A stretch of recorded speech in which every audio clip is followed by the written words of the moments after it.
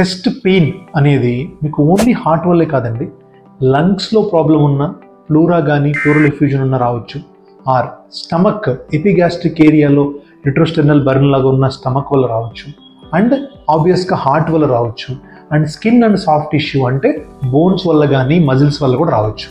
So ఇలాగ 4-5 causes ఉంటాయి chest pain రావడానికి. చెస్ట్ పెయిన్ వచ్చిందంటే కంపల్సరీగా హార్ట్ వల్లే అని కాదండి.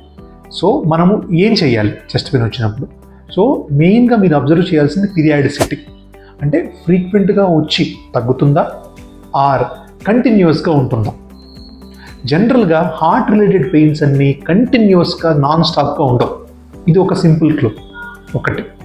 సెకండ్ క్లూ వచ్చేసి స్టమక్ రిలేటెడ్ కానీ గ్యాస్ రిలేటెడ్ జనరల్గా రిట్రోస్టెర్నల్ బర్న్ అంటాం, అంటే ఎపిగ్యాస్ట్రిక్ నుంచి పైకి తంతుంది, ఆ హార్ట్ బర్న్ ఉంటుంది. అండ్ ఫుడ్ తర్వాత కానీ స్పైసీ మసాలా అప్పుడు ఎక్కువగా ఉండి తర్వాత తగ్గుతుంది. ఇది మనము రీజనబుల్గా స్టమక్ వల్లనే వస్తుంది, హార్ట్ వల్ల కాదు అని చూసుకోవచ్చు, కానీ 100% కాదు. సో ఈ మినిమల్ క్లూస్ వల్ల మనం డిఫరెన్షియేట్ చేయొచ్చు, కానీ ఒకే క్లూ తీసుకొని అన్నిటికీ కారణాలకి డిఫరెన్షియేషన్ చేయలేం. సో పర్సిస్టెంట్గా చెస్ట్ పెయిన్ వస్తే it is better to consult a doctor. Google చేయకండి, చాట్ జీపీటీని అడగండి, మెయిన్గా డాక్టర్ని కన్సల్ట్ చేయండి. నమస్తే.